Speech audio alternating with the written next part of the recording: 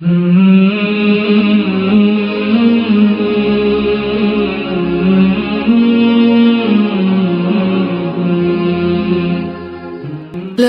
الہ الا اللہ محمد رسول اللہ.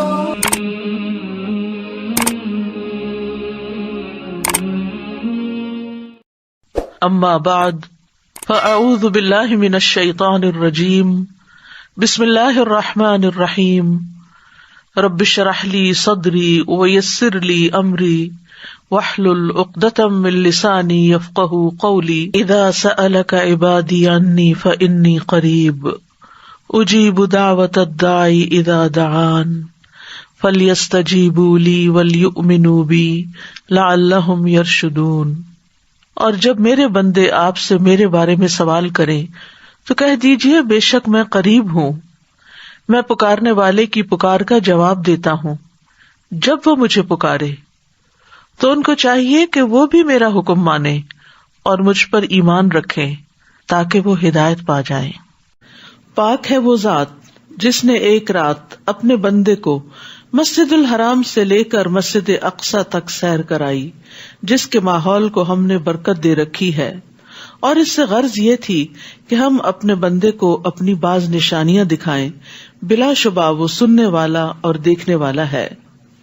آغاز ہوتا ہے سبحان الذی سے کہ اللہ پاک ہے، یعنی سننے والوں کو ایک عجیب و غریب خبر ملے گی کہ جس کو وہ حیرانی سے سنیں گے، لیکن حقیقت یہ ہے کہ جو چیزیں لوگوں کے لیے مشکل ہیں اللہ سبحانہ تعالیٰ کے لیے وہ کچھ بھی مشکل نہیں. اور ویسے بھی جس بارے میں اب گفتگو کی جائے گی وہ بات بہت ہی اہم بات ہے. کیا ہے وہ بات؟ اسرا بعبدہ لیلا من المسجد الحرام الی المسجد الاقصی، کہ وہ ذات اپنے بندے کو لے گئی راتوں رات مسجد حرام یعنی مکہ سے الی المسجد الاقصی، مسجد اقصی یعنی فلسطین کی طرف یروشلم میں.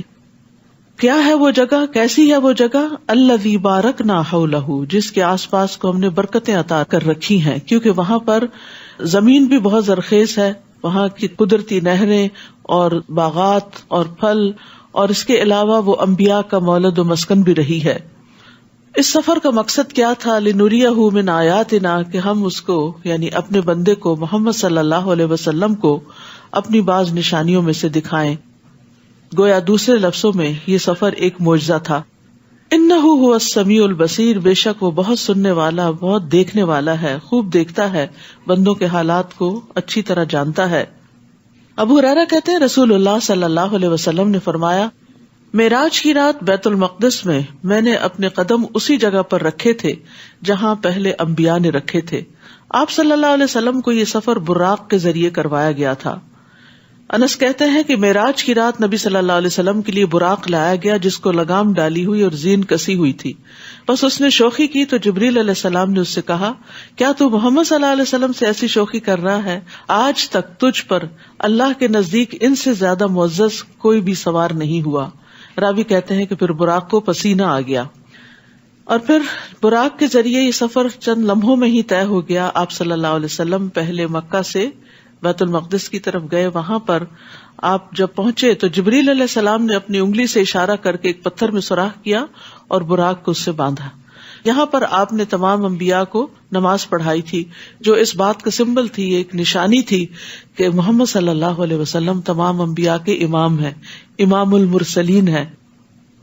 اور پھر وہاں سے آپ صلی اللہ علیہ وسلم کو آسمانوں کی سیر کروائی گئی اور 7ویں آسمان تک لے جایا گیا، سدرۃ المنتہا تک لے جایا گیا، جہاں سے آپ اللہ سبحانہ تعالیٰ سے ہم کلام ہوئے. وہاں آپ کو اللہ سبحانہ تعالیٰ نے 5 نمازیں بھی دی اور اس کے علاوہ کچھ ہدایات بھی. اس سفر میں آپ صلی اللہ علیہ وسلم نے جنت اور جہنم کے کچھ مشاہدات بھی کیے. انس رضی اللہ عنہ کہتے ہیں کہ رسول اللہ صلی اللہ علیہ وسلم نے فرمایا، جب مجھے معراج کرائی گئی تو میں ایک قوم پر سے گزرا، ان کے ناخن تانبے کے تھے اور وہ ناخنوں سے اپنے چہرے اور اپنے سینے چھیل رہے تھے، یعنی کھروچ رہے تھے. تو میں نے کہا کہ یہ کون لوگ ہیں اے جبرائیل؟ انہوں نے کہا یہ وہ لوگ ہیں جو لوگوں کا گوشت کھاتے ہیں، ان کی عزتوں سے کھیلتے ہیں، یعنی غیبت کرتے ہیں، تانے دیتے ہیں اور دوسروں کو برا بھلا کہتے ہیں. اسی طرح آپ صلی اللہ علیہ وسلم نے فرمایا، اسراء والی رات میں ایسے لوگوں کے پاس سے گزرا جن کے منہ آگ کی کینچیوں سے کاٹے جا رہے تھے. میں نے پوچھا یہ کون لوگ ہیں؟ بتایا گیا یہ دنیا کے خطیب ہیں جو لوگوں کو نیکی کا حکم دیتے تھے اور اپنے آپ کو بھول جاتے تھے، اور یہ کتاب کی تلاوت کرتے تھے اور سمجھتے نہ تھے، یعنی یہ نہیں سمجھتے تھے کہ یہ ہمارے اپنے عمل کے لیے بھی ہے. معراج کے موقع پر آپ صلی اللہ علیہ وسلم کو نماز کا تحفہ عطا کیا گیا. سورۃ البقرہ کی آخری آیات دی گئیں، اور یہ کہ آپ کی امت میں سے ہر ایسے آدمی کو بخش دیا گیا جو اللہ کے ساتھ کسی کو شریک نہ کرے اور تباہ کن گناہوں سے بچے، یعنی کبیرہ گناہوں سے بچے. اسی طرح معراج کی رات فرشتوں نے نبی صلی اللہ علیہ وسلم کو کہا کہ آپ اپنی امت کو پچھنے لگانے کا حکم دیجیے، یعنی جس بھی جماعت کے پاس سے گزرے تھے انہوں نے آپ کو یہی مشورہ دیا کہ آپ اپنی امت کو حجامہ کروانے کے لیے کہیں، کیونکہ وہ صحت حاصل کرنے کا، بیماریوں سے نکلنے کا ایک بہترین طریقہ ہے. اسی طرح آپ کی مختلف پیغمبروں سے بھی ملاقات ہوئی. ابراہیم علیہ السلام سے جب ملاقات ہوئی تو انہوں نے کہا کہ اے محمد صلی اللہ علیہ وسلم اپنی امت کو میری طرف سے سلام پیش کرنا اور انہیں بتانا کہ جنت کی مٹی پاکیزہ ہے، اس کا پانی میٹھا ہے اور وہ ایک چٹیل میدان ہے، یعنی جنت چٹیل میدان ہے.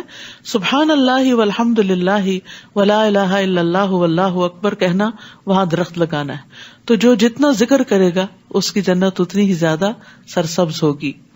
وَآتَيْنَا مُوسَى الْكِتَابَ وَجَعَلْنَاهُ هُدًى لِبَنِي إِسْرَائِيلَ أَلَّا تَتَّخِذُوا مِن دُونِي وَكِيلًا. ہم نے موسیٰ کو کتاب دی اور اسے بنی اسرائیل کی ہدایت کا ذریعہ بنایا. تو تورات بنی اسرائیل کے لیے تھی اور امت محمد صلی اللہ علیہ وسلم اور اب قیامت تک کے لوگوں کے لیے کیا ہے؟ قرآن مجید ہے. اور اس میں انہیں حکم دیا کہ میرے سوا کسی کو کارساز نہ بنانا. کارساز بنانے کا مطلب یہ ہے کہ جس کے حوالے اپنے انسان کام کر دے اور وہ اس کی حاجتیں پوری کر دے. تو ساری حاجتوں کو پورا کرنے والا صرف اور صرف اللہ ہی ہے. ذریۃ من حملنا مع نوح انہ کان عبدا شکورا. یہ بنی اسرائیل ان لوگوں کی اولاد تھے جنہیں ہم نے نوح کے ساتھ کشتی میں سوار کیا تھا. بلا شبہ نوح ایک شکر گزار بندے تھے. تو یہاں اللہ سبحانہ وتعالیٰ خاص طور پر نوح علیہ السلام کی شکر گزاری کی تعریف فرما رہے ہیں، اور مقصد کیا ہے کہ ہم بھی ان کی طرح شکر گزار بن جائیں. لیکن شکر گزار بندہ بننے کے لیے سخت محنت کرنی پڑتی ہے. مغیرہ کہتے ہیں کہ نبی صلی اللہ علیہ وسلم کھڑے ہوتے تاکہ نماز پڑھیں، یہاں تک کہ آپ کے دونوں پاؤں یا دونوں پنڈلیاں پھول جاتی، یعنی سوج جاتی. اس سے متعلق آپ سے کچھ کہا جاتا کہ آپ اتنی مشقت کیوں کرتے ہیں، تو آپ فرماتے کہ کیا میں اللہ کا شکر گزار بندہ نہ بنوں. یعنی شکر گزاری صرف زبان سے شکر گزاری نہیں ہوتی، عمل کے ذریعے ہوتی ہے، اور آج کل اس عمل کا اچھا موقع ہے. اسی طرح شکر گزاری میں انسان جو کچھ بھی کھاتا یا پیتا ہے تو اس پر بھی اپنے رب کو یاد کرے، بسم اللہ پڑھ کر آغاز کرے اور الحمدللہ کہہ کر اللہ کا شکر ادا کرے. اس کتاب میں ہم نے بنی اسرائیل کو صاف صاف کہہ دیا تھا کہ تم زمین پر 2 بار فساد عظیم برپا کرو گے اور بڑی سرکشی دکھاؤ گے. پھر جب ہمارا پہلا وعدہ آ گیا تو اے بنی اسرائیل ہم نے تمہارے مقابلے میں اپنے بڑے جنگجو بندے لا کھڑے کیے جو تمہارے شہروں کے اندر گھس کر دور تک پھیل گئے. یہ اللہ کا وعدہ تھا جسے پورا ہو کر رہنا تھا کہ جب بنی اسرائیل نے پیغمبروں کو قتل کرنا شروع کیا، یعنی حضرت عیسیٰ علیہ السلام کے قتل کے منصوبے بنائے اور اس طرح حضرت یحییٰ علیہ السلام کو قتل کر دیا، تو اس کی پاداش میں پھر اللہ تعالیٰ نے ان پر ظالم بادشاہ مسلط کیے. ثم رددنا لكم الكرة عليهم، پھر ہم نے ان فاتحین پر تمہیں غلبے کا موقع دیا، مال اور اولاد سے تمہاری مدد کی اور نفری میں بہت زیادہ بڑھا دیا. یعنی پہلے حملے کے بعد پھر ہم نے تمہارے حالات بدلے، جب تمہارے اندر تبدیلی آئی تو ہم نے بھی تم سے عذاب اٹھا لیا. ان احسنتم احسنتم لانفسکم وان اسأتم فلہا، دیکھو اگر تم نے بھلائی کی تو اپنے ہی لیے کی، اور اگر برائی کی تو اس کا وبال بھی تمہیں پر ہوگا. پھر جب دوسرے وعدے کا وقت آ گیا کہ جابر فاتحین تمہارا حلیہ بگاڑ دیں اور مسجد اقصی میں ایسے ہی داخل ہوں جیسے پہلی بار داخل ہوئے تھے. پہلا حملہ بخت نصر کا تھا اور دوسرا ٹیٹس کا تھا. 70 عیسوی میں ٹیٹس کا حملہ ان پر ہوا جس کی وجہ سے ان کو تباہ کر کے رکھ دیا گیا، اور جہاں جہاں غلبہ پائیں اسے تہس نہس کر دیں.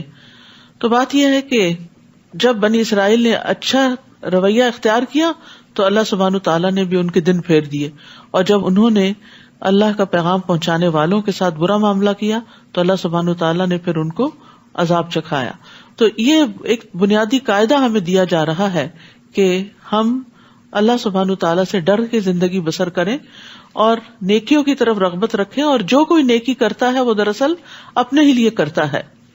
ہو سکتا ہے اب تمہارا رب تم پر رحم فرما دے، لیکن اگر تم نے پھر سرکشی کی تو ہم بھی پھر سزا دیں گے، یعنی اگر تم بدلے تو ہم بھی پھر تمہیں پکڑیں گے۔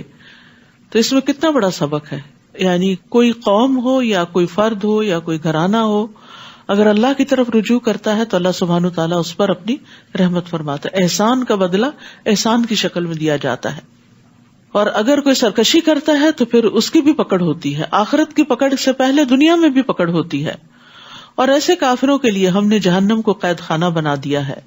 یہ قرآن تو وہ راستہ دکھاتا ہے جو سب سے سیدھا ہے، اور جو لوگ ایمان لائے اور نیک عمل کیے انہیں بشارت دیتا ہے کہ ان کے لیے بہت بڑا اجر ہے، اجرن کبیرہ۔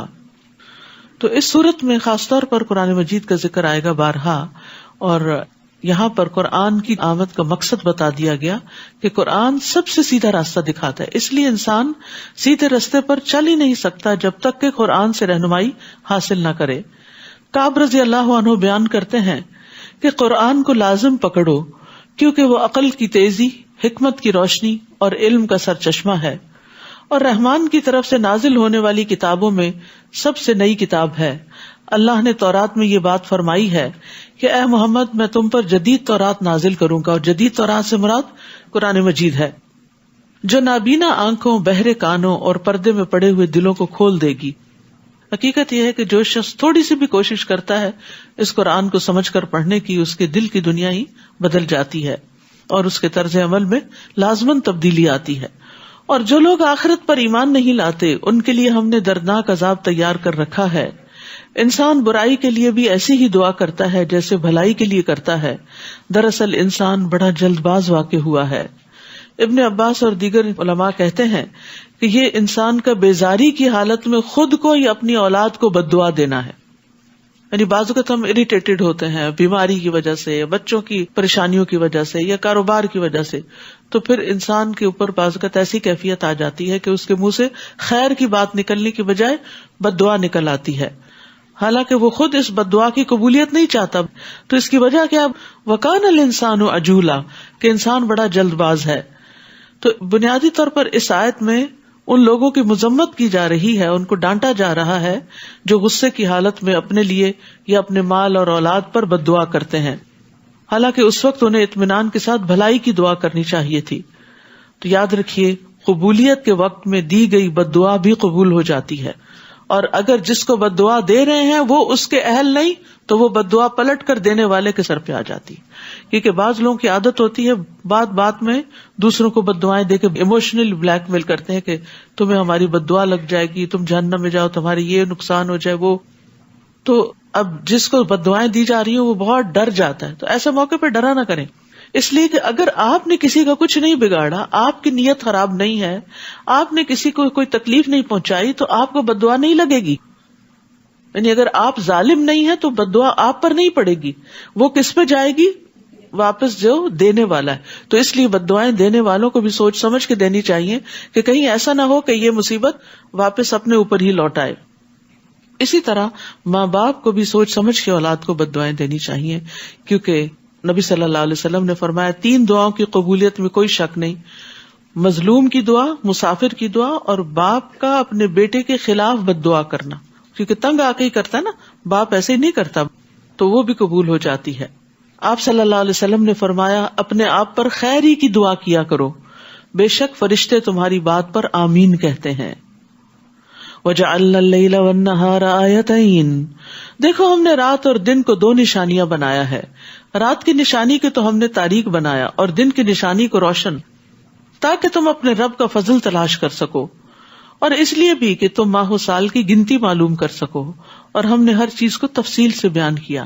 اللہ سبحانہ وتعالیٰ خود نشانیوں کو بھی دکھا رہے ہیں اور ان کی تفصیل بھی بتا رہے ہیں کہ یہ نعمتیں تمہارے لیے کس کس فائدے کی ہیں۔ تو ان نعمتوں کو پا کر، ان نشانیوں کو دیکھ کر انسان کو سبق حاصل کرنا چاہیے اور رب کا شکر گزار بننا چاہیے۔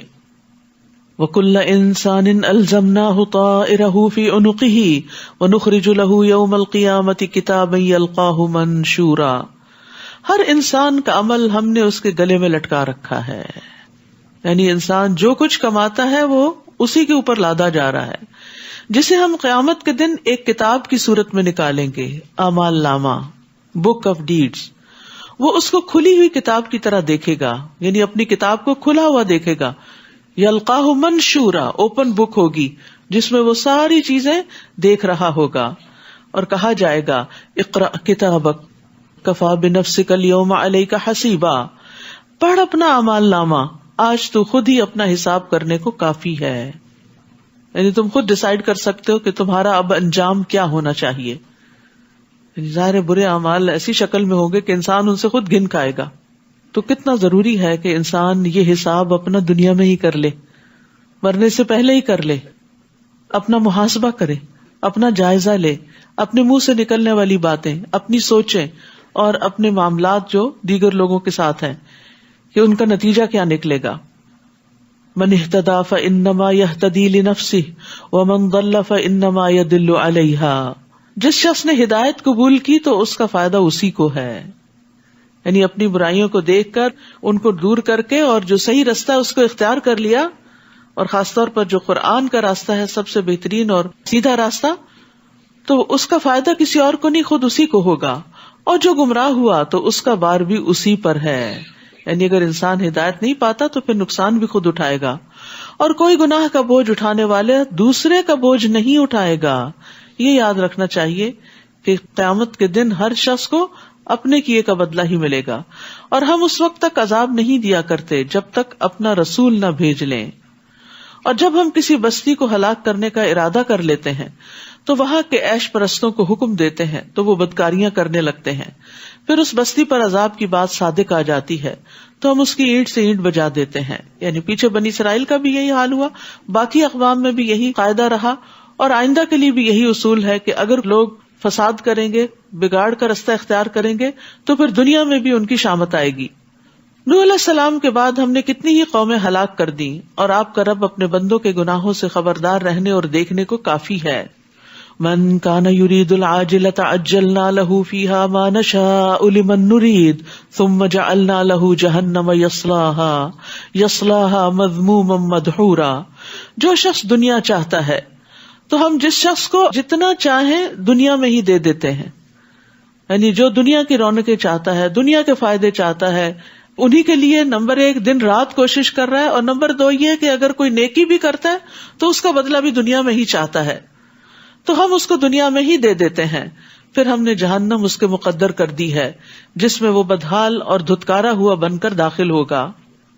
وَمَنْ أَرَادَ الْآخِرَةَ وَسَعَى لَهَا سَعْيَهَا وَهُوَ مُؤْمِنٌ فَأُولَئِكَ كَانَ سَعْيُهُمْ مَشْكُورًا.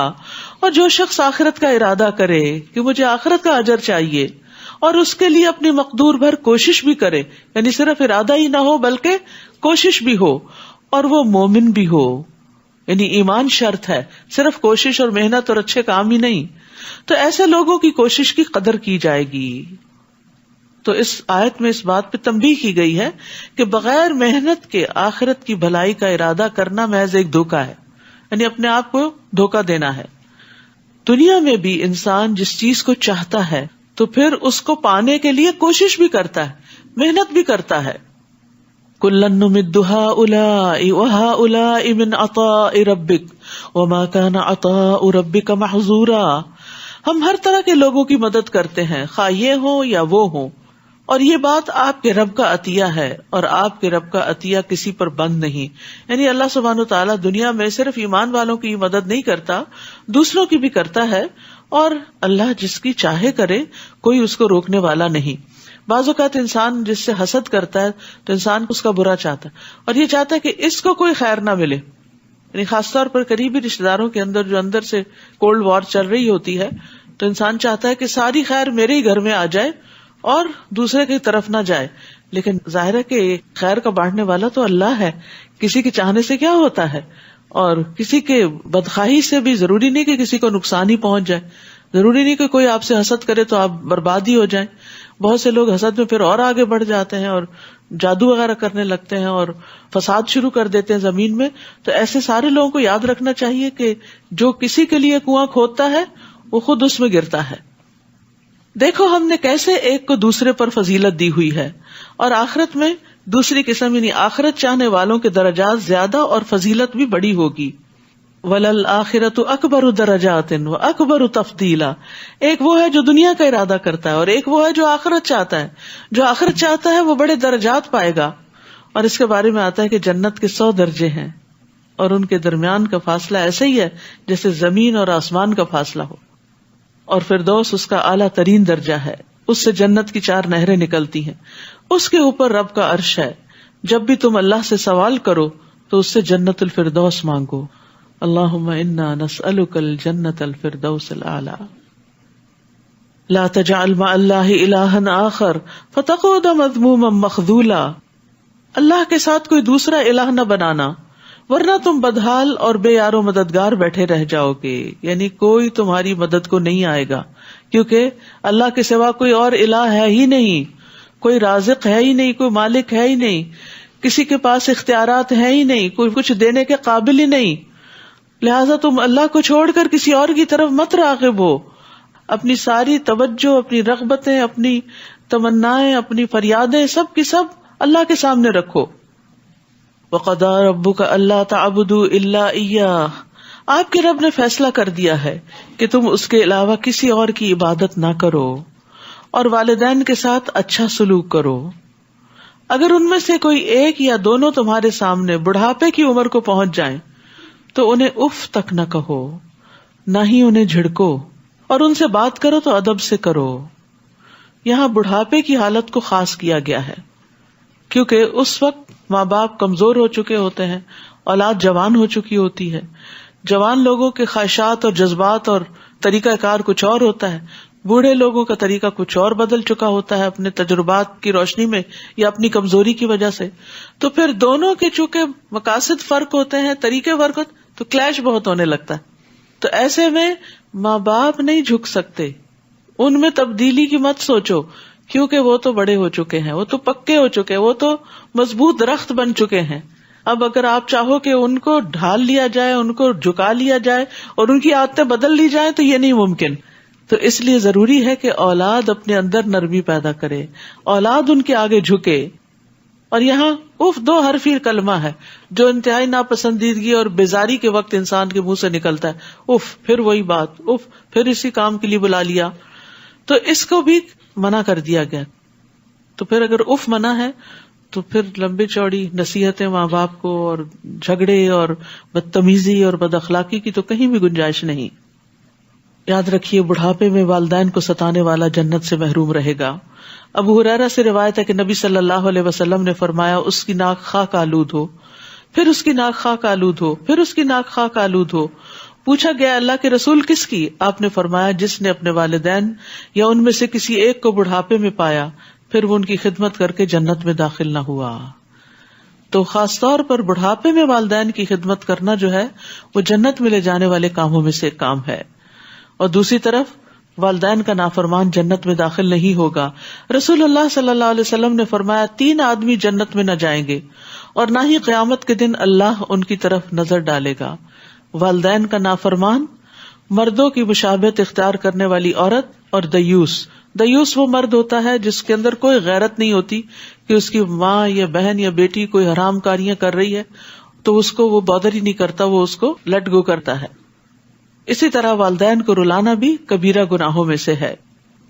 وَاخْفِضْ لَهُمَا جَنَاحَ الذُّلِّ مِنَ الرَّحْمَةِ, اور ان پر رحم کرتے ہوئے انکساری سے ان کے آگے جھکے رہو. والدین کے آگے ہمبل رہو, جھکے رہو اور ان کے حق میں دعائیں کرو.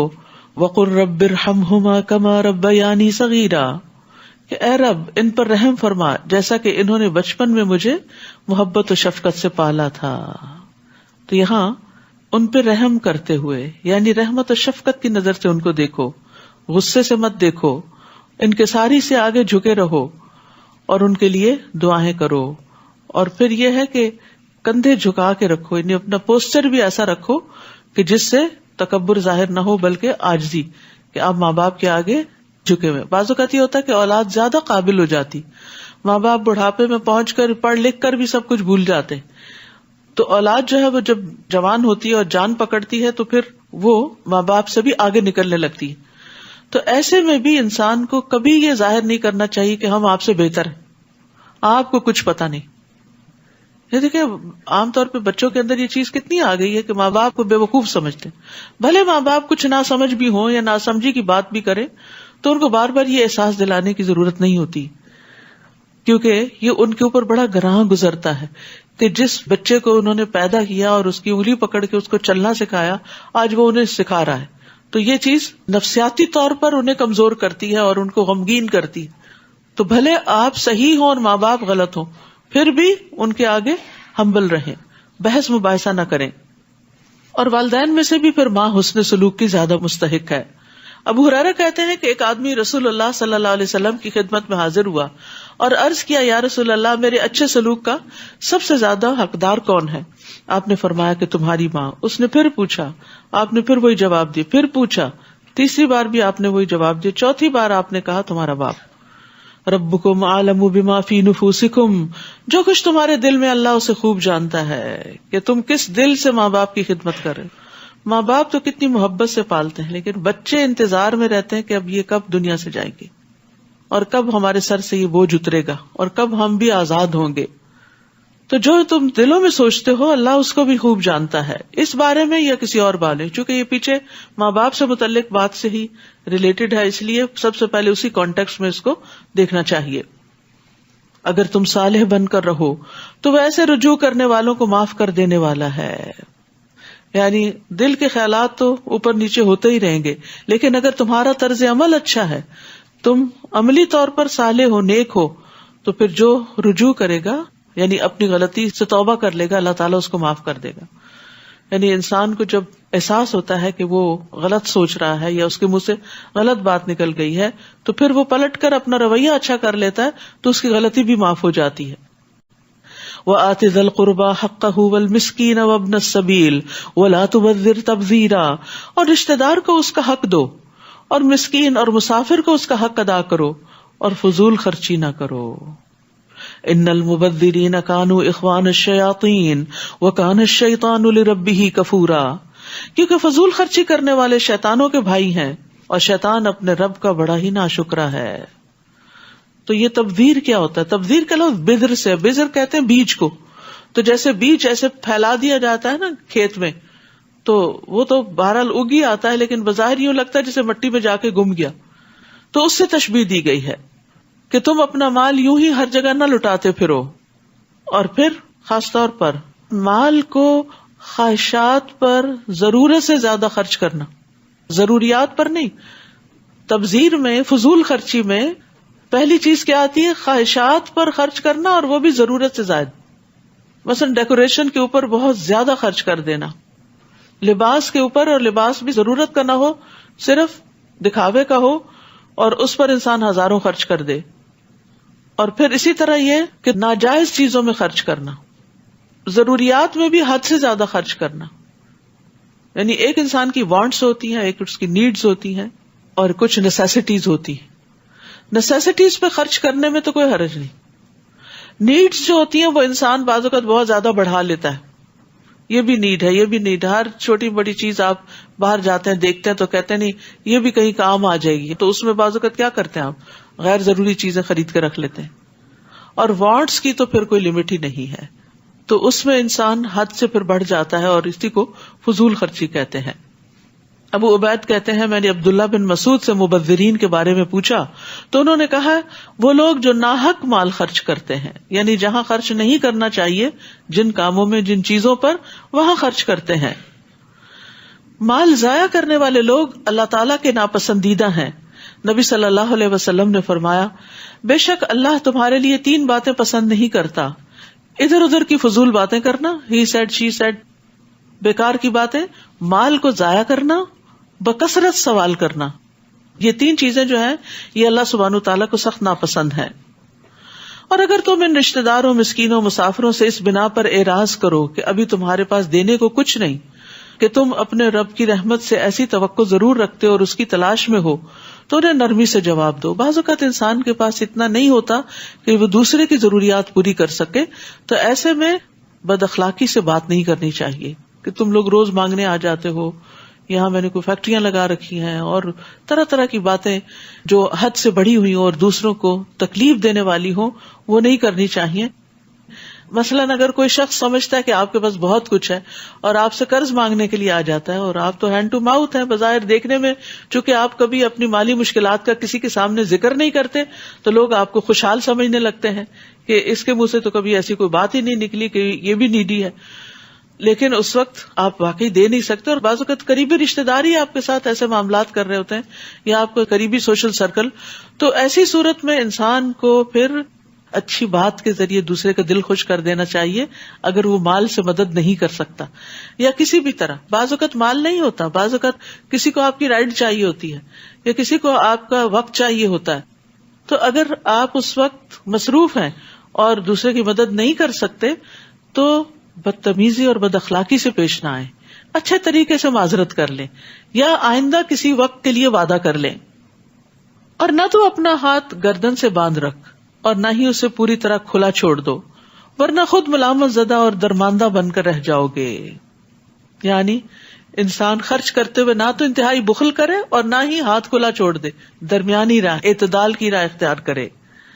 بلا شبہ آپ کا رب جس کے لیے چاہتا ہے رزق کشادہ کر دیتا ہے، اور وہ جس کے لیے چاہتا ہے تنگ کر دیتا ہے، اور وہ اپنے بندوں کی خوب خبر رکھتا ہے اور انہیں دیکھ رہا ہے. انہ کان بعبادہ خبیرا بصیرا.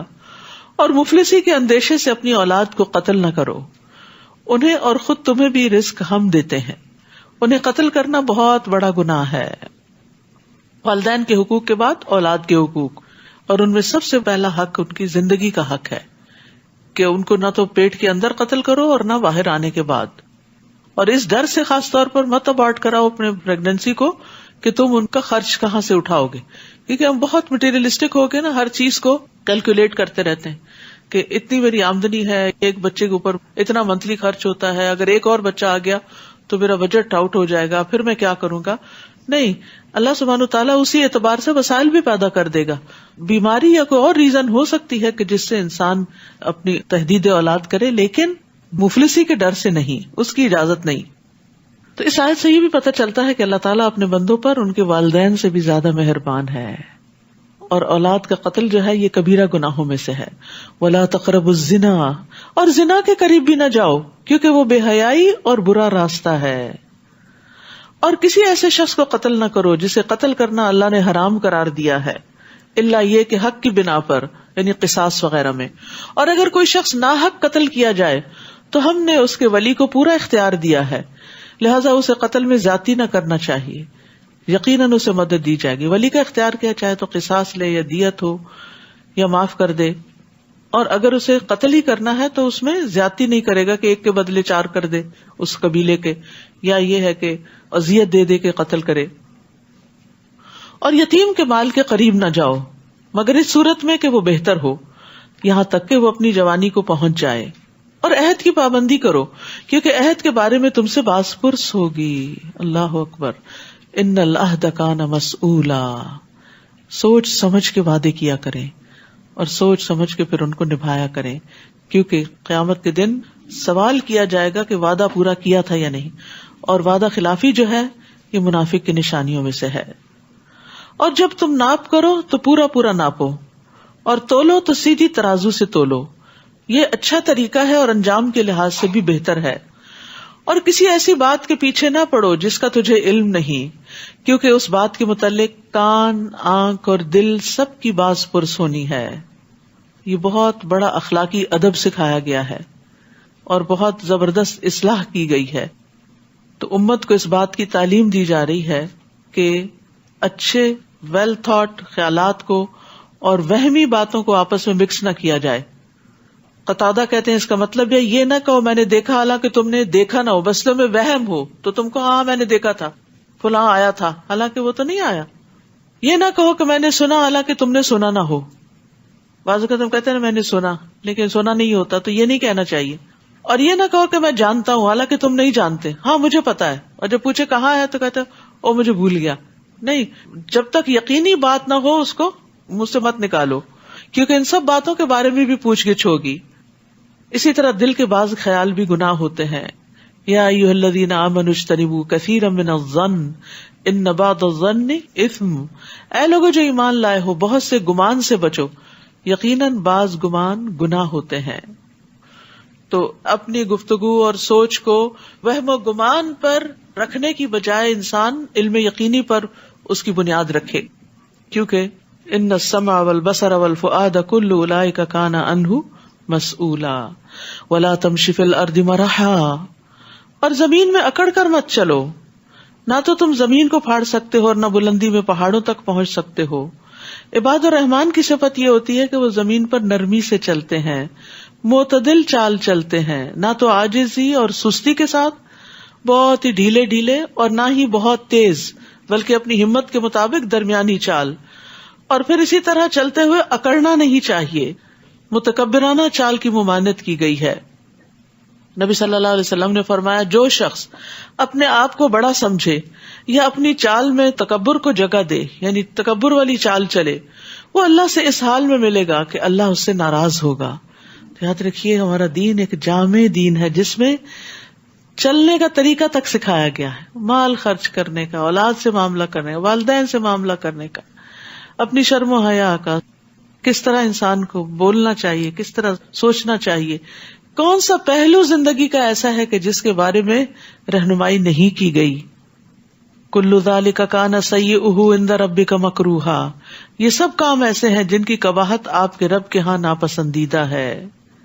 یہ سب حکمت کی باتیں ہیں جو آپ کے رب نے آپ کی طرف وحی کی ہیں. اور اللہ کے ساتھ کوئی دوسرا الہ نہ بنانا، ورنہ ملامت زدہ اور دھتکارے ہوئے جہنم میں ڈال دیے جاؤ گے. یہ سب سے بڑا جرم ہے. کیا تمہارے رب نے بیٹے دینے کو تو تمہیں چن لیا اور خود فرشتوں کو اپنی بیٹیاں بنا لیا؟ کتنی بڑی گناہ کی بات ہے جو تم کہہ رہے ہو. ہم نے اس قرآن میں حقائق کو مختلف طریقوں سے بیان کیا تاکہ لوگ کچھ ہوش کریں، مگر ان میں نفرت ہی بڑھتی گئی. آپ ان سے کہیے اگر اللہ کے ساتھ کوئی اور بھی الہ ہوتے جیسا کہ یہ مشرک کہتے ہیں تو وہ اللہ صاحب عرش سے مقابلہ اور وہاں تک پہنچنے کے لیے ضرور کوئی راہ تلاش کرتے. یعنی یہ نہیں ہو سکتا کہ کوئی اللہ کے مقابل ہو اور پھر وہ نعوذ باللہ اللہ کی جگہ نہ لینا چاہے اور اس کا مقابلہ نہ کرے. سبحانہ و تعالی عما یقولون علوا کبیرا، وہ پاک ہے اور ان باتوں سے بہت بلند و برتر ہے جو یہ لوگ کہتے ہیں. تسبح له السماوات السبع والارض ومن فيهن وان من شيء الا يسبح بحمده ولكن لا تفقهون تسبيحهم انه كان حليما غفورا. ساتوں آسمان اور زمین اور جو کچھ ان میں ہے سب اس کی تسبیح کرتے ہیں، اللہ کی پاکی بیان کرتے ہیں، بلکہ کوئی بھی چیز ایسی نہیں جو اس کی حمد کے ساتھ اس کی تسبیح نہ کرتی. کوئی چیز ایسی نہیں، لیکن تم ان کی تسبیح کو نہیں سمجھتے کیونکہ ہر ایک کا اپنا طریقہ ہے. انہ کان حلیما غفورا، وہ بڑا بردبار اور معاف کرنے والا ہے. اب دیکھیے ساری کائنات تو تسبیح کر رہی ہو، اللہ کی تعریف بیان کری، اور ہم چپ کر کے بیٹھے ہوئے ہوں اور اللہ کا ذکر نہ کریں تو اللہ کے محبوب کیسے ہو سکتے ہیں؟ لیکن پھر بھی اللہ تعالیٰ معاف کر دیتا ہے. عبداللہ بن مسعود کہتے ہیں کہ ہم آپ صلی اللہ علیہ وسلم کے زمانے میں کھاتے وقت کھانے کی تسبیح سنتے تھے، یعنی آپ ہم کو سنواتے تھے. ایک اور موقع پر آپ نے مٹھی میں کچھ کنکریاں لے کر صحابہ کرام کو ان کی تسبیح سنوائی، یعنی ان کی آواز انہانس کر دی گئی ہوگی. اور جب آپ قرآن پڑھتے ہیں تو ہم آپ کے اور ان لوگوں کے درمیان ایک مخفی پردہ حائل کر دیتے ہیں جو آخرت پر ایمان نہیں رکھتے، تو گویا قرآن پھر ان کے دلوں تک تھرو نہیں ہوتا. ہم نے ان کے دلوں پر ایک پردہ چڑھا دیا ہے کہ وہ اس قرآن کو سمجھ ہی نہ سکیں اور ان کے کانوں میں بوجھ ہے. اور جب آپ قرآن میں اپنے اکیلے رب کا ذکر کرتے ہیں تو وہ نفرت سے پیٹ پھیر کے بھاگ جاتے. یہ کون لوگ ہوتے ہیں کہ جن کے دلوں پہ پردہ پڑ جاتا ہے؟ جن کو قرآن کے احکامات اچھے نہیں لگتے ہیں، وہ ان کی حکمت کو نہیں سمجھتے اور پھر سننا ہی نہیں چاہتے. ہم خوب جانتے ہیں جب وہ آپ کی طرف کان لگاتے ہیں تو کس بات پہ لگاتے ہیں، اور یہ بھی جانتے ہیں جو وہ سرگوشی کرتے ہیں جب یہ ظالم کہتے ہیں کہ تم ایک سحر زدہ آدمی کی پیروی کر رہے ہو، یعنی دوسروں کو بہکاتے ہیں آپ کی طرف آنے سے. غور کرو وہ آپ کے لیے کیسی مثالیں بیان کر رہے ہیں. یہ لوگ ایسے بھٹکے ہوئے کہ اب راہ نہیں پا سکتے. وَقَالُوا أَإِذَا كُنَّا عِظَامًا وَرُفَاتًا أَإِنَّا لَمَبْعُوثُونَ خَلْقًا جَدِيدًا، بھلا جب ہم ہڈیاں اور ریزہ ریزہ ہو جائیں گے تو کیا ہمیں اثر نو پیدا کر کے دوبارہ اکٹھا کیا جائے گا؟ قُلْ كُونُوا حِجَارَةً أَوْ حَدِيدًا، آپ ان سے کہیے خواہ تم پتھر بن جاؤ یا لوہا بن جاؤ یا اس سے سخت تر مخلوق جو تمہارے جی میں آئے تو وہ بھی بن جاؤ، اللہ پھر بھی پیدا کر لے گا. یعنی دوبارہ پیدا کرنا اللہ کے لیے کچھ مشکل نہیں. پھر پوچھتے ہیں کہ ہمیں کون دوبارہ زندہ کرے گا؟ آپ کہیے کہ وہی پیدا کرے گا جس نے تمہیں پہلی بار پیدا کیا. پھر وہ آپ کے سامنے اپنے سر ہلائیں گے اور پوچھیں گے کہ ایسا کب ہوگا؟ آپ کہیے کہ شاید وہ وقت قریب ہو جس دن وہ تمہیں بلائے گا تو تم اس کی تعریف کرتے ہوئے پکار کے جواب میں حاضر ہو جاؤ گے اور یہ خیال کر رہے ہوگے کہ تم دنیا میں تھوڑی ہی دیر ٹھہرے تھے. دنیا کی زندگی آخرت میں بہت چھوٹی نظر آئے گی. وَقُلْ لِعِبَادِي يَقُولُ الَّتِي هِيَ أَحْسَنُ، میرے بندوں سے کہہ دیجئے کہ وہی بات زبان سے نکالیں جو بہتر ہو. یہاں پھر اللہ تعالیٰ بڑے پیار سے بات کر رہے ہیں. وَقُلْ لِعِبَادِي، میرے بندوں سے کہہ دیجئے، اپنی طرف نسبت کر رہے ہیں ان بندوں کی.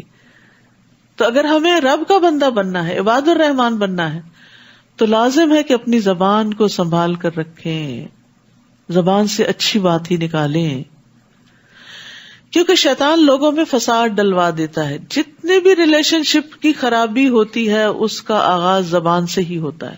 کوئی سخت کلمہ، سخت جملہ، کوئی گالی، کوئی جھگڑے کی بات، اور یہ انسان کو شیطان اکساتا ہے کہ اب کہو اس کو، اور اس کو سبق سکھا دو، اور اس کا منہ بند کر دو، اور اس کو چپ کرا دو، یہ آئندہ تمہیں کبھی کچھ کہہ نہ سکے. اس طرح کی بہت ساری چیزیں جو ہیں وہ شیطان انسان سے کرواتا ہے، جس کی نتیجے میں انسان دوسرے کے ساتھ اپنے تعلقات بعض اوقات ہمیشہ کے لیے خراب کر کے رکھ لیتے.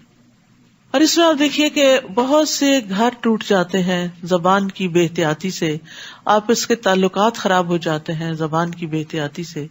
تو بہت ضروری ہے کہ ہم سب زبان کو سنبھال کر استعمال کریں، سوچ سمجھ کر بولیں، پہلے تولو پھر بولو.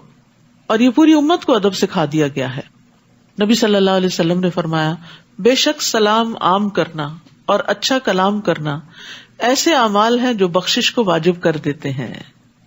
رسول اللہ صلی اللہ علیہ وسلم سے پوچھا گیا، کون سی چیز جنت کو واجب کرتی ہے؟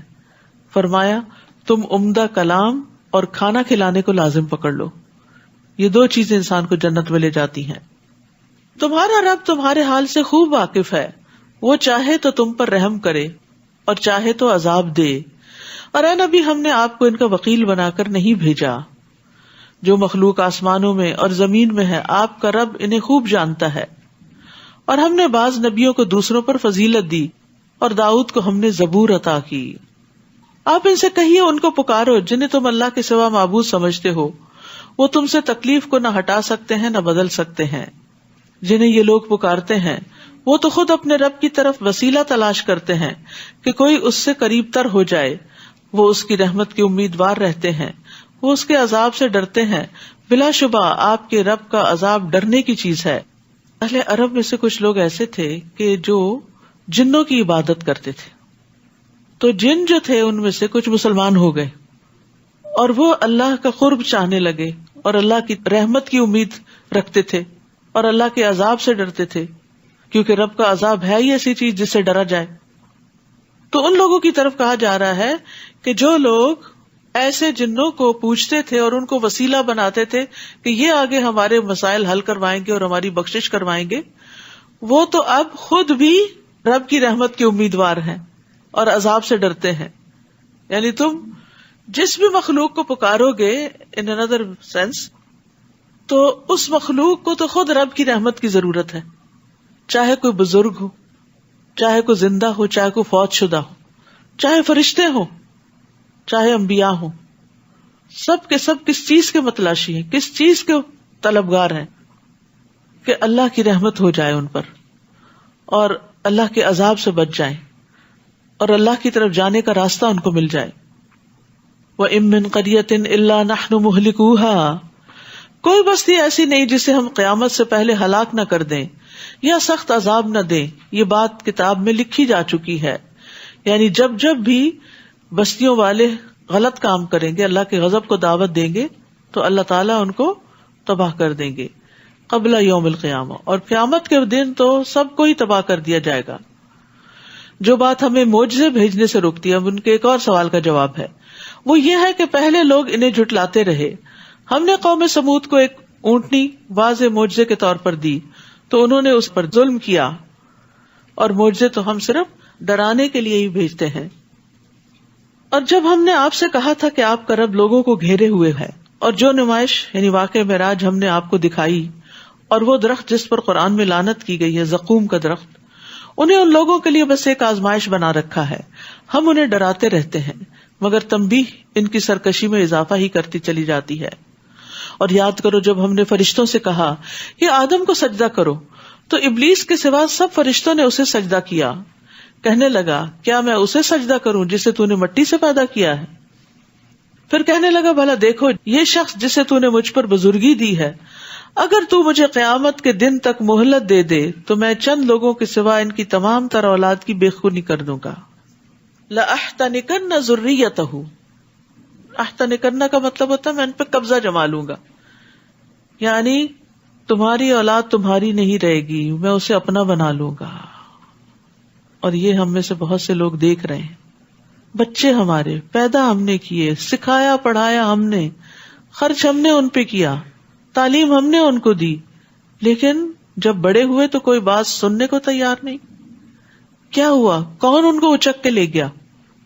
شیطان، کیونکہ اس نے یہ چیلنج دیا تھا کہ اگر مجھے قیامت کے دن تک مہلت مل گئی تو میں ابن آدم کی اولاد کو نسل در نسل بہکاتا رہوں گا۔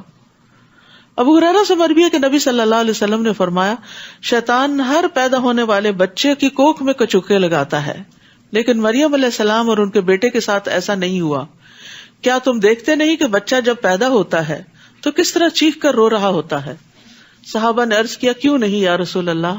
آپ نے فرمایا یہ تب ہوتا ہے جب شیطان اس کی کوکھ میں کچوکے لگاتا ہے، یعنی پیدا ہوتے ہی اس کے پیچھے پڑ جاتا ہے۔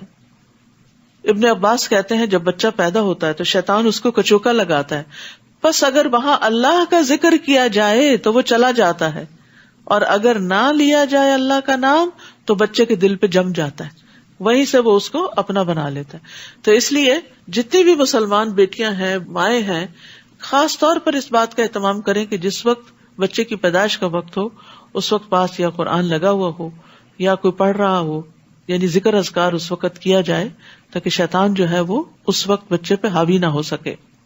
اللہ تعالیٰ نے فرمایا جا تجھے مہلت دی جاتی ہے، پھر اولاد آدم میں سے جو بھی تیرے پیچھے لگے گا تو تجھ سمیت جہنم ہی پورا بدلہ ہے، یعنی تو بھی اور تیرے فالوورز سبھی جہنم میں آئیں گے۔ اور مہلت میں کیا تھا؟ اور انہیں گھبراہٹ میں ڈال جنہیں تو اپنی آواز سے گھبراہٹ میں ڈال سکتا ہے۔ اور اس میں مفسرین نے کہا ہے کہ شیطان کی جو صوت ہے وہ بانسری، باجے اور میوزک کی چیزیں ہیں، یہ سب شیطانی آوازیں ہیں کہ جس کے ذریعے وہ بندوں کو پھسلاتا ہے۔ اپنے سوار اور پیادے ان پہ چڑھا لا، مال اور اولاد میں ان کا شریک بن، یعنی تجھے کھلی چھٹی ہے، جس طرح تو چاہے کام کر۔ انڈیویجولی انہیں بہکا سکتا ہے تو انڈیویجولی بہکا لے، کیونکہ جتنے انسان اس کی قدرت سے باہر نکلتے ہیں ان پر اتنی زیادہ وہ محنت کرتا ہے۔ اور ان سے وعدے کر، اور شیطان جو بھی وعدہ کرتا ہے وہ بس دھوکے کا ہی ہوتا ہے۔ ان عبادی لیس لک علیہم سلطان وکفی بربک وکیلا، جو میرے بندے ہیں ان پر تیرا قطعاً بس نہیں چلے گا، میرے بندوں پر تیرا بس نہیں چلے گا، چاہے تو ان پر کتنی بھی محنت کرے۔ اور اے نبی آپ کے لیے آپ کے رب کا کارساز ہونا کافی ہے، یعنی شیطان کے مقابلے میں آپ رب کی مدد حاصل کریں، کیونکہ آپ کا شیطان مسلمان ہو گیا تھا۔ تمہارا رب وہی ہے جو تمہارے لیے سمندر میں کشتی کو چلاتا ہے تاکہ تم اس کا فضل تلاش کرو، یعنی رب کی پہچان نہیں ہے؟ دیکھو تمہاری کشتی کون چلاتا ہے، جس نے کشتی کو چلنے کی طاقت دے رکھی ہے وہی تمہارا رب ہے، یقیناً وہ تم پر بڑا رحم کرنے والا ہے۔ اور جب سمندر میں تمہیں کوئی مصیبت آتی ہے تو اللہ کے سوا جس جس کو تم پکارا کرتے ہو وہ تمہیں بھول جاتے ہیں، پھر جب وہ تمہیں نجات دے کر خشکی کی طرف لے آتا ہے تو تم اس سے منہ پھیر لیتے ہو، اور انسان تو ہے ہی ناشکرا۔ کیا تم اس بات سے بے خوف ہو گئے کہ وہ تمہیں خشکی پر ہی زمین میں دھنسا دے، یا تم پر ایسی آندھی بھیج دے جس میں پتھر ہوں، پھر تمہیں اپنے لیے کوئی کارساز نہ ملے؟ یاد رکھیے خطرناک راستوں کو عبور کر لینا، سمندر کا سفر پار کر لینا، جنگل سلامتی سے عبور کر لینا، یہ ایک عظیم نعمت ہے جس کو عام طور پر انسان بھول جاتا ہے۔ اور اسی طرح اللہ سبحانہ وتعالیٰ جس طرح سمندر کی لہروں سے انسان کو بچا کر اس کے جہازوں کو پار لگاتا ہے، یا اڑتے جہازوں کو جس طرح وہ صحیح سلامت اپنی منزل تک پہنچاتا ہے، تو ان تمام مواقع پر انسان کو اللہ کا شکر ادا کرنا چاہیے، یا اس بات سے بے خوف ہو کہ وہ دوبارہ تمہیں سمندر میں لوٹا دے، پھر تم پر سخت آندھی بھیج دے جو تمہارے کفر کی پاداش میں تمہیں غرق کر دے، پھر تمہیں ہمارے خلاف کوئی پیچھا کرنے والا بھی نہ ملے۔ یعنی ہوتا یہ ہے کہ انسان مشکل وقت میں اللہ کو پکارتا ہے، جب مشکل چلی جاتی ہے تو بھول جاتا ہے، تو اللہ تعالیٰ اس کو یاد دلا رہے ہیں کہ کیا پھر تم مشکل میں نہیں پھنس سکتے؟ تو آئندہ کے لیے یاد رکھو کہ پھر بھی تمہیں اپنے ربی کے پاس جانا ہے، تو اس سے اپنا تعلق درست رکھو۔ وَلَقَدْ كَرَّمْنَا بَنِي آدَمَ وَحَمَلْنَاهُمْ فِي الْبَرِّ وَالْبَحْرِ وَرَزَقْنَاهُمْ مِنَ الطَّيِّبَاتِ وَفَضَّلْنَاهُمْ عَلَى كَثِيرٍ مِّمَّنْ خَلَقْنَا تَفْضِيلًا۔ بلا شبہ ہم نے بنی آدم کو بزرگی عطا کی، یعنی اس میں تمام انسان شامل ہیں کہ ان کو باقی ساری مخلوقات پر فوقیت ہے۔ خلق لکم ما فی الارض جمیعا، تمہارے لیے ہے زمین میں جو کچھ ہے سارے کا سارا، اور بر و بحر میں انہیں سواری مہیا کی، کھانے کو پاکیزہ چیزیں دی، اور جو کچھ ہم نے پیدا کیا ان میں سے کثیر مخلوق پر نمایاں فوقیت دی۔ جس دن ہم ہر گروہ کو اس کے پیشوا کے ساتھ بلائیں گے، پھر جس کو اس کا نامہ اعمال دائیں ہاتھ میں دیا گیا تو ایسے لوگ اپنا نامہ اعمال پڑھیں گے اور ان پر ذرہ برابر بھی ظلم نہ کیا جائے گا۔ یعنی قیامت کے دن جس کو نامہ اعمال دائیں ہاتھ میں مل گیا وہ بڑا ہی خوش قسمت ہے، وہ عذاب سے بچ گیا۔ اور یہاں فتیل کا لفظ ہے، جو کھجور کی گٹلی کے پھٹے ہوئے حصے میں ایک چھوٹی سی چیز ہوتی ہے، دھاگے کی سی، یعنی اتنا کم درجے کا بھی ظلم نہیں ہوگا، انسان کو ذرے برابر بھی نیکی دکھا دی جائے گی اور اس کا اجر بھی ملے گا۔ آج ہم چھوٹی چھوٹی نیکیوں کو چھوٹا سمجھ کے چھوڑ دیتے ہیں، جبکہ کل ان سب کا بھی وزن ہوگا۔ اور بعض اوقات ہم چھوٹی نیکی دکھاوے کے لیے نہیں کرتے، کیونکہ اس پر ہمیں کوئی تعریف نہیں ملنی ہوتی، تو ہم اس کی پرواہ بھی نہیں کرتے، اور کچھ پتا نہیں کہ کل چھوٹی نیکی ہی فائدہ دے جائے، وہی کام آ جائے۔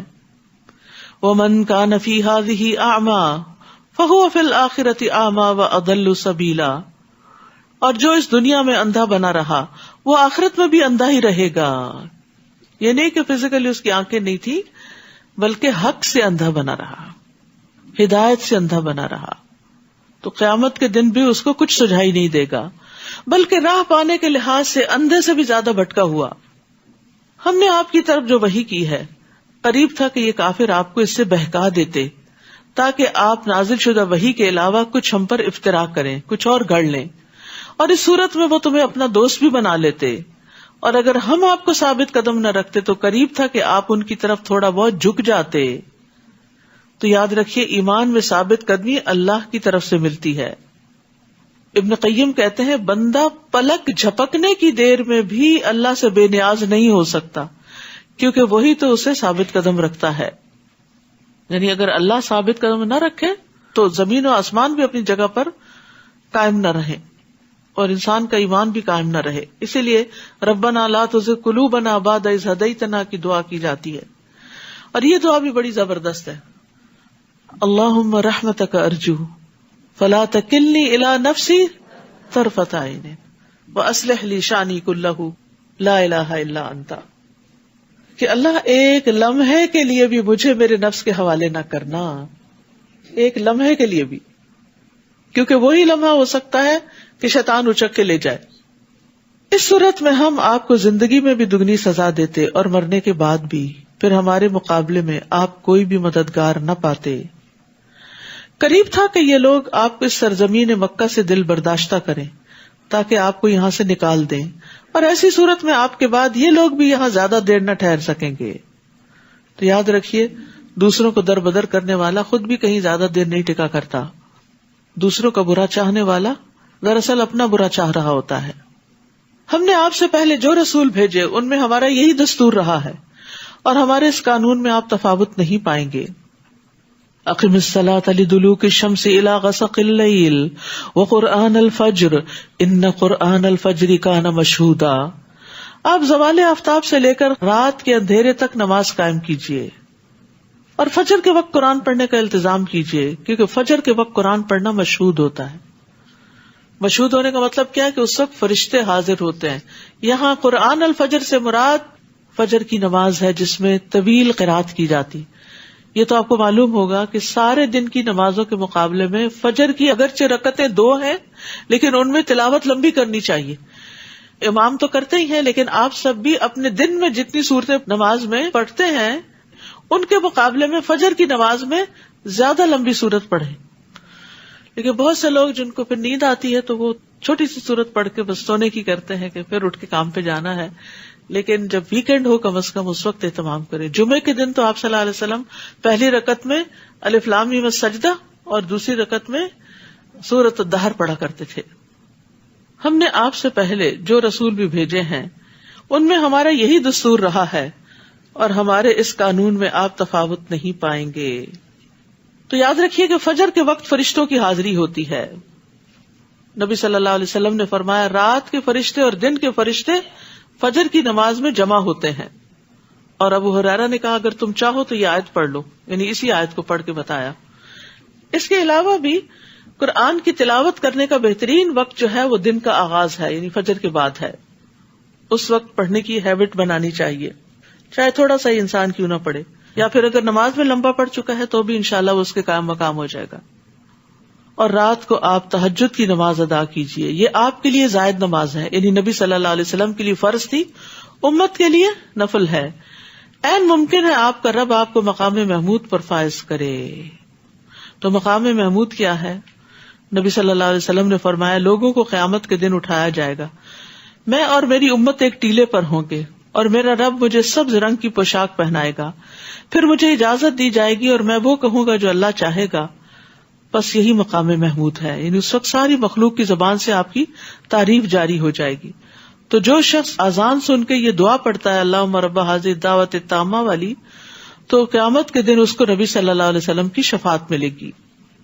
اور یہاں ایک اور بات بھی ہے کہ تہجد جو ہے وہ رات کے نوافل کو کہتے ہیں. اس کے لیے جو ایک عام نام ہے، جنیرک ہے، وہ ہے قیام اللیل. رات کے شروع میں پڑھیں، تھوڑی دیر ٹھہر کے پڑھیں، سحری کے وقت پڑھیں، سبھی کو قیام اللیل کہا جاتا ہے. ٹھیک ہے، اور سب کو ہی اجر ہے.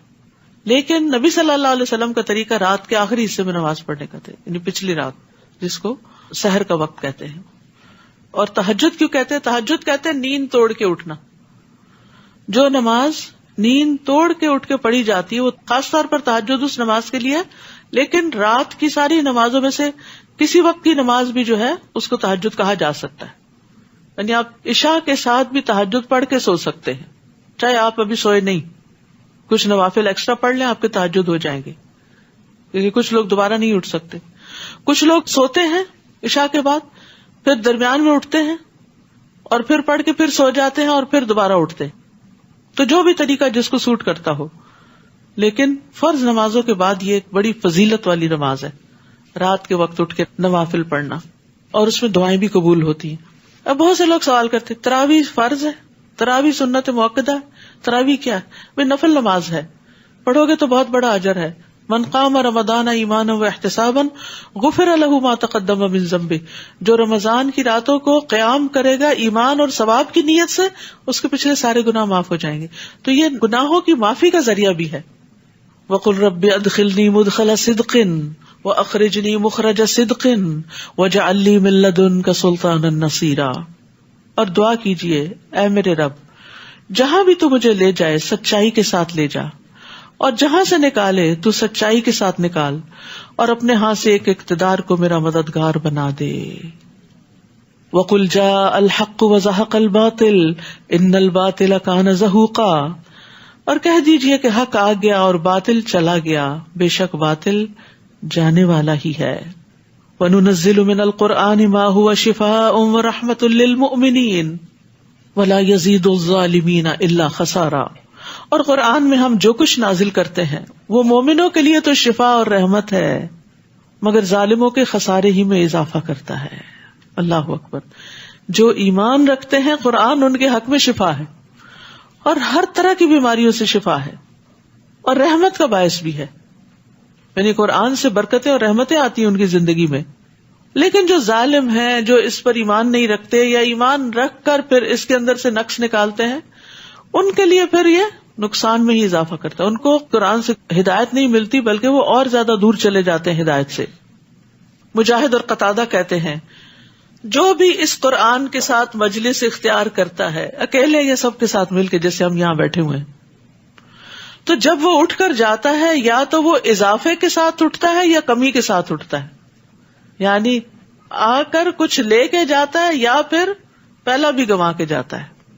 یہ اللہ کا وہ فیصلہ ہے جو اس نے کیا کہ یہ ایمان والوں کے لیے سراسر شفا اور رحمت ہے، اور وہ ظالموں کو خسارے کے سوا کسی چیز میں زیادہ نہیں کرتا. اور یہ جہاں تک شفا کی بات ہے تو اللہ کی کتاب سے علاج کرنے میں کوئی حرج نہیں. خاص طور پر سورۃ الفاتحہ کو لازم پکڑ لیں جب بیمار ہو، اور عام طور پر بھی اپنے اوپر سورۃ فاتحہ پڑھ کے دم کر سکتے ہیں، بچوں پہ کر سکتے ہیں. حضرت عائشہ سے مروی ہے کہ رسول اللہ صلی اللہ علیہ وسلم ایک مرتبہ ان کے پاس تشریف لائے تو دیکھا ایک عورت عائشہ رضی اللہ تعالیٰ کا علاج کر رہی ہے یا ان کو دم کر رہی ہے. آپ نے اس سے فرمایا کتاب اللہ کے ساتھ اس کا علاج کرو. پہلے بھی آپ کو بتایا گیا تھا آیات شفا کا، اور پھر نبی صلی اللہ علیہ وسلم نے شفا کے لیے جو مسنون اذکار ہمیں بتایا وہ سب ایک کتاب میں اور پمفلٹ اور کارڈ میں جمع کر دیے گئے ہیں. تو جب بھی کوئی بیمار ہو تو دوا لیں، اچھی تیمارداری کریں مریض کی، لیکن اس میں سب سے بہترین تیمارداری کیا ہے کہ آپ اس پر قرآن پڑھ کر دم کریں. اور اسی طرح یہاں یہ کہا گیا کہ ظالموں کے خسارے میں اضافہ کرتا ہے، تو ہمیں اپنے آپ کو ظلم سے بچانا چاہیے. ظلم کرنے والے قرآن سے فائدہ نہیں اٹھا سکتے. ظلم کیا ہے؟ کسی کو اس کے حق سے محروم کر دینا، چاہے ایک ماں جو بچے کو دودھ نہ پلا کے اس کے حق سے محروم کرتی ہے، یا کسی سے کوئی کام لے کر اس کو پوری اجرت نہ دینا جو اس سے طے کی گئی ہو، یا اسی طرح کی اور بھی گھریلو زندگی میں آپ مثالیں دیکھ سکتے ہیں کہ جیسے شوہر کا حق نہ دینا، شوہر کا بیوی کو حق نہ دینا، بچوں کو اگنور کر دینا، ان کی ضروریات پوری نہ کرنا، ان کی صحیح تربیت نہ کرنا، ان کے اندر ایمان نہ پیدا کرنا. تو ظلم کی کئی قسمیں ہیں. کل بھی میں نے 3 قسمیں بتائی تھی، اللہ اور بندے کے بیچ میں، بندوں اور بندوں کے بیچ میں، اور اللہ کے بارے میں، یعنی جیسے شرک. تو جو ظالم ہوتے ہیں، یعنی توبہ نہیں کرتے، دوسروں پر زیادتی کرتے ہیں، قرآن ان کو فائدہ نہیں دیتا. اور جب ہم انسان پر انعام کرتے ہیں تو وہ منہ پھیرتا ہے اور اپنا پہلو موڑ لیتا ہے. نعمتیں جب ملتی ہیں تو بے وفائی کرتا ہے، اور جب اسے کوئی مصیبت پڑتی ہے تو مایوس ہو کے رہ جاتا ہے. لیکن مومن کیا کرتا ہے؟ نعمت ملتی ہے تو شکر کرتا ہے، مصیبت آتی ہے تو صبر کرتا ہے. قل کل یعمل علی شاکلتہ فربکم اعلم بمن هو اہدی سبیلا. آپ ان سے کہیے ہر کوئی اپنی طبیعت یا سوچ کے مطابق عمل کرتا ہے، لہذا تمہارا رب ہی خوب جانتا ہے کہ کون زیادہ سیدھی راہ چل رہا ہے. وَيَسْأَلُونَكَ عَنِ الرُّوحِ. لوگ آپ سے روح کے بارے میں پوچھتے ہیں کہ یہ ہمارے اندر کہاں سے آ گئی. آپ ان سے کہیے روح میرے رب کا حکم ہے، اور تمہیں علم میں سے بہت تھوڑا دیا گیا، تم یہ ساری باتیں سمجھ ہی نہیں سکتے. اب دیکھیے کہ سرٹن چیزوں کو سمجھنے کے لیے ایک سرٹن لیول کا علم ہونا ضروری ہے. مثال کے طور پر کسی مریض کے مرض کو پہچاننے کے لیے ڈاکٹر بننا ضروری ہے. ایک سرٹن لیول کا آپ کے پاس علم نہ ہو تو آپ اس بیماری کو نہیں سمجھ سکتے، صحیح طور پر ڈائگنوز نہیں کر سکتے، صحیح تشخیص نہیں کر سکتے. تو اسی طرح روح کے مسئلے کو سمجھنے کے لیے آپ کے پاس ایک سرٹن لیول کا علم ہونا چاہیے. وہ ہے ہی نہیں، وہ دنیا میں نہیں ہے، تو کہاں سے حاصل کرو گے اور کہاں سے روح کو سمجھو گے؟ تو اس لیے فی الحال دنیا میں یہ بس اتنا ہی جان لو کہ یہ رب کے امر سے آتی ہے تمہارے اندر، اور جب رب کا امر آتا ہے تو چلی بھی جاتی ہے. نہ ہم اس کے آنے پہ کوئی کنٹرول رکھتے کہ ہم نے نہیں آنے دینا، اور نہ اس کے جانے پر. یہ آزاد پنچھی ہے، اللہ کے حکم سے ہی ہے. آتی ہے تو زندگی لاتی ہے، اور جاتی ہے تو زندگی بجھ جاتی ہے. اور جو کچھ ہم نے آپ کی طرف وحی کی، اگر ہم چاہیں تو اسے لے جائیں، پھر ہمارے مقابلے میں آپ کو کوئی ایسا مددگار نہ ملے جو اسے واپس لا سکے، الا یہ کہ آپ کا رب ہی مہربانی فرما دے، کیونکہ آپ پر اس کا بہت بڑا فضل ہے. آپ ان سے کہیے کہ اگر تمام انسان اور جن سب مل کر قرآن جیسی کوئی چیز بنا لائیں تو نہ لا سکیں گے، خواہ وہ سب ایک دوسرے کے مددگار ہی کیوں نہ ہو. میں نے جیسے پہلے عرض کیا تھا نا کہ سورۃ بنی اسرائیل جو ہے اس میں قرآن کا ذکر بہت آتا ہے. نبی صلی اللہ علیہ وسلم رات کو اسے سونے سے پہلے پڑھا کرتے تھے، اور آپ فرماتے تھے کہ یہ میرے قدیم مال میں سے، یعنی ابتدائی دور کی صورتوں میں سے ہے. تو ابتدائی دور کی صورتوں میں عموماً توحید کے دلائل دیے جاتے ہیں، قرآن کی اوتھینٹسٹی کو ثابت کیا جاتا ہے. ہم نے اس قرآن میں لوگوں کو ہر طرح کی مثال کو مختلف طریقے سے بیان کیا ہے، مگر اکثر لوگوں نے اسے تسلیم نہ کیا، بس کفر ہی کرتے گئے.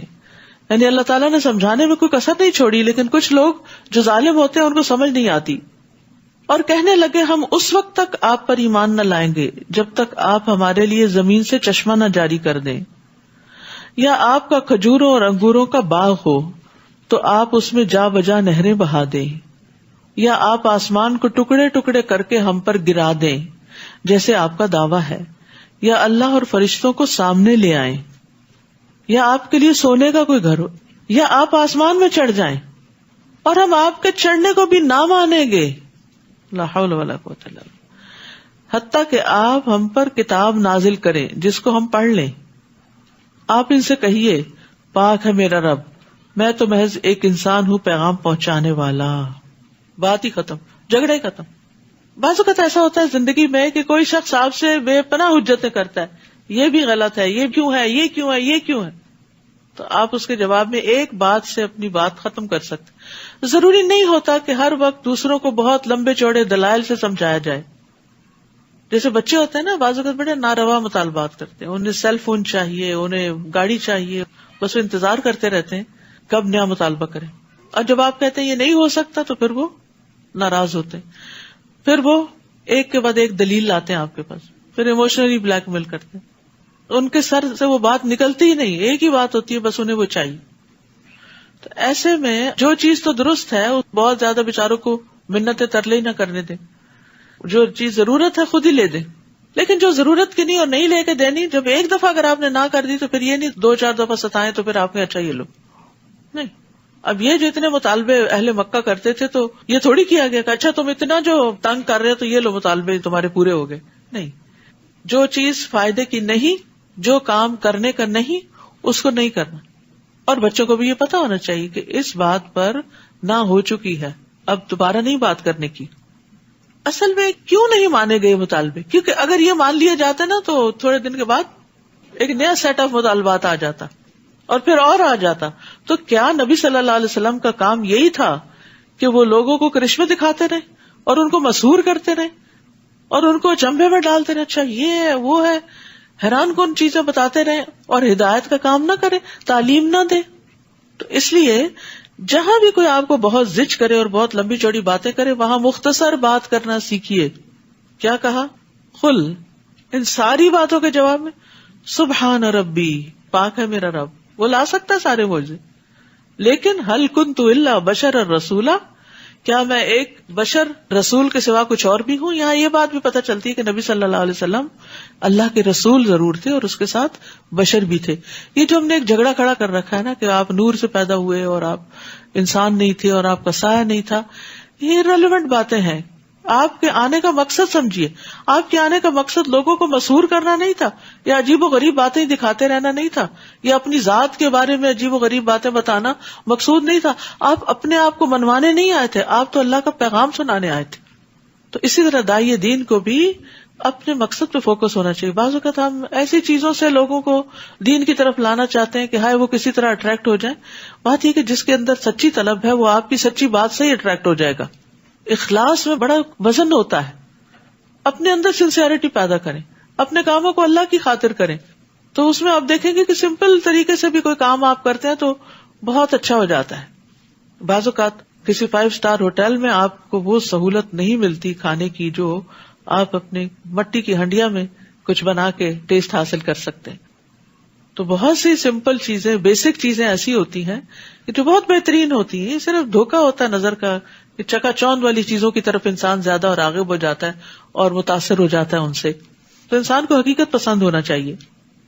لوگوں کے پاس ہدایت آ جانے کے بعد انہیں ایمان لانے سے صرف یہ بات روکتی ہے جو وہ کہتے ہیں کیا اللہ نے انسان کو رسول بنا کے بھیجا؟ آپ ان سے کہیے اگر زمین میں فرشتے اطمینان سے چل پھر رہے ہوتے تو ہم آسمان سے ان کے لیے کوئی فرشتہ ہی رسول بنا کے بھیجتے. جب تم انسان ہو تو تمہارے لیے ایک رول ماڈل انسان کی شکل میں ہی آنا چاہیے. کیونکہ مقصد پہ غور کرو، مقصد پہ نظر رکھو کہ رسول کے آنے کا مقصد کیا ہے. آپ ان سے کہیے میرے اور تمہارے درمیان بس اللہ کی گواہی کافی ہے، وہ یقیناً اپنے بندوں سے باخبر ہے اور سب کچھ دیکھ رہا ہے. جسے اللہ ہدایت دے دے وہی ہدایت پا سکتا ہے، اور جسے وہ گمراہ کر دے تو ایسے لوگوں کے لیے اللہ کے سوا آپ کوئی مددگار نہ پائیں گے. اور قیامت کے دن ہم انہیں اوندھے منہ، اندھے، گونگے اور بہرے بنا کے اٹھائیں گے. ان کا ٹھکانہ جہنم ہے، جب بھی اس کی آگ بجھنے لگے گی ہم اسے ان پر اور بھڑکا دیں گے. استغفر اللہ. حسن کہتے ہیں کہ میدان حشر کی طرف جانے سے لے کر آگ میں داخل ہونے تک وہ اندھے، گونگے اور بہرے ہوں گے. جہنم میں جا کے سب کچھ اب انہیں نظر آ رہا ہوگا. ذالک جزاؤہم بانہم کفروا بآیاتنا. یہ آفت، یہ مصیبت ان پہ کیوں آئے گی؟ یہ ان کا بدلہ ہے کیونکہ انہوں نے ہماری آیات کا انکار کیا اور کہا جب ہم ہڈیاں اور ریزہ ریزہ ہو جائیں گے تو کیا از سر نو پیدا کر کے اٹھائے جائیں گے. یعنی آخرت کو نہیں مانا تھا.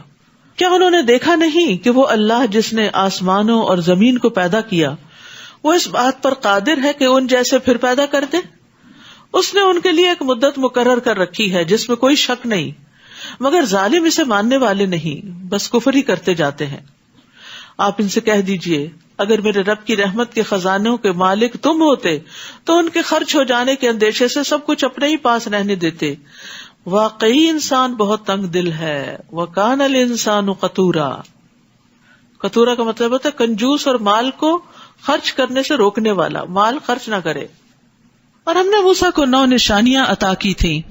تو بنی اسرائیل سے پوچھ لیجئے کہ جب موسیٰ ان کے پاس آئے تو فرعون نے ان سے کہا موسیٰ میں تو یہ سمجھتا ہوں کہ تجھ پر جادو کر دیا گیا ہے. موسیٰ نے جواب دیا تو خوب جانتا ہے کہ ان بصیرت افروز نشانیوں کو اس ہستی نے نازل کیا جو آسمانوں اور زمین کا مالک ہے. اور اے فرعون میں تو یہ سمجھتا ہوں کہ تو ہلاک ہی ہو کر رہے گا. اب فرعون نے یہ چاہا کہ بنی اسرائیل کو اس ملک سے اکھاڑ پھینکے تو ہم نے اسے اور جو اس کے ہمراہ تھے سب کو غرق کر دیا. اور اس کے بعد ہم نے بنی اسرائیل سے کہا کہ اس سرزمین میں آباد ہو جاؤ، پھر جب آخرت کے وعدے کا وقت آئے گا تو ہم تمہیں اکٹھا کر کے لے آئیں گے. یعنی دنیا میں تمہاری نسلیں جہاں کہیں بھی پھیل جائیں قیامت کے دن ہم تمہیں جمع کر لیں گے. وَبِالْحَقِّ أَنزَلْنَاهُ وَبِالْحَقِّ نَزَلَ.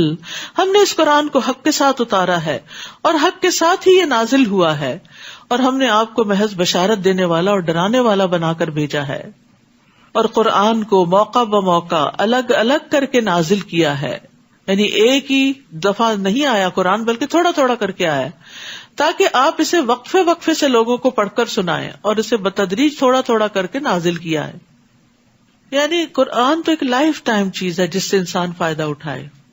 ٹھیک ہے، رمضان میں نبی صلی اللہ علیہ وسلم کا طریقہ یہ تھا کہ پورے قرآن کا دور کرتے تھے، یعنی پوری ریویژن ہو جاتی تھی کیونکہ قرآن نازل ہی اس مہینے میں ہوا ہے.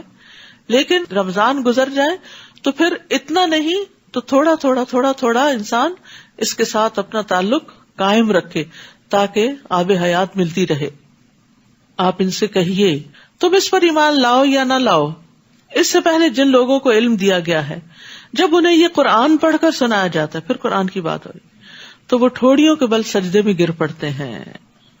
یعنی ٹھوڑی کے بل کا مطلب یہ نہیں کہ زمین پہ اپنی ٹھوڑی رکھ دیتے ہیں جیسے پیشانی رکھی جاتی ہے، یعنی ماتھے سے سجدہ کرنے کے بجائے ٹھوڑی پہ کر رہے ہوتے ہیں، نہیں، مطلب یہ ہے کہ وہ جھک جاتے ہیں. تو اب آپ دیکھیے کہ جب آپ جھکتے ہیں تو آپ کی ٹھوڑی کہاں لگتی ہے؟ آپ کے سینے تک آ جاتی ہے. اور پکار اٹھتے ہیں پاک ہے ہمارا رب، یقیناً ہمارے رب کا وعدہ تو پورا ہو کر ہی رہنا ہے.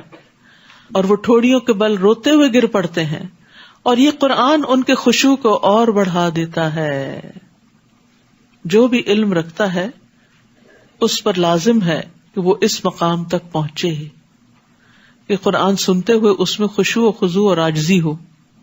ہر قرآن پڑھنے سننے والے کے اندر یہ عاجزی آنی ضروری ہے کہ وہ پڑھتے پڑھتے پکار اٹھے رب کو، رو پڑے.